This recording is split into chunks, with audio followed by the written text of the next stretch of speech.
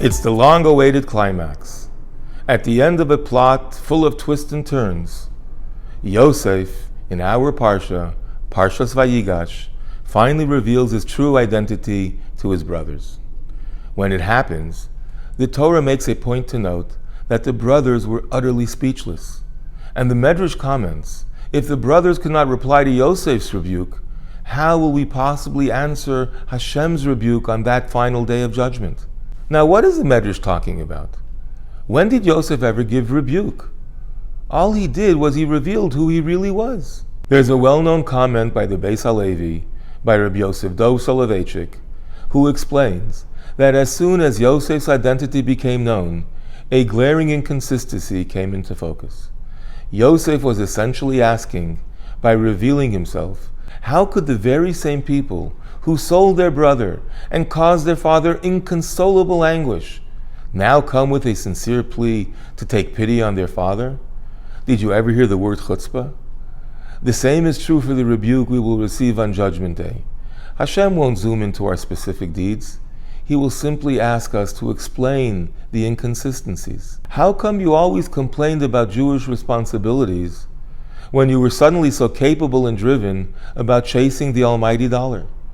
How could you have lost your temper so easily at home and yet maintained legendary calmness in public? How do you explain being lazy to morning minyan when you enthusiastically woke up 5 a.m. for a flight to a vacation? And just like Yosef's brothers couldn't answer his rebuke, we will unfortunately also struggle to answer this rebuke. But something is still missing. What is this Medrash trying to do to us?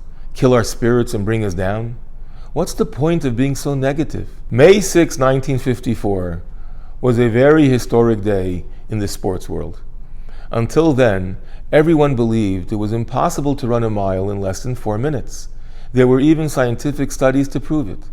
But on that Thursday, Roger Bannister shocked the world when he ran a mile in 3 minutes and 59 seconds.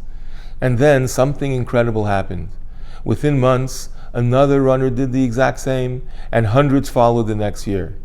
Today, breaking the 4-minute mile is a basic requirement to be considered a world-class runner. But what happened? Nobody invented better running shoes. Human endurance didn't grow, and the law of wind resistance didn't change. Where was this sudden breakthrough? I think that before Mr. Bannister, nobody broke the barrier simply because they thought it was impossible. Once the mental block was taken down, then anyone can do it. The Medrash we quoted earlier carries the exact same message. It's not a discouragement, it's not a rebuke, it's actually a motivator.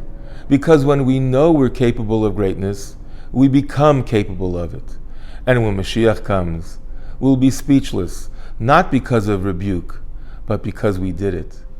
Wishing you and yours a Shabbat Shalom u'Mevorach.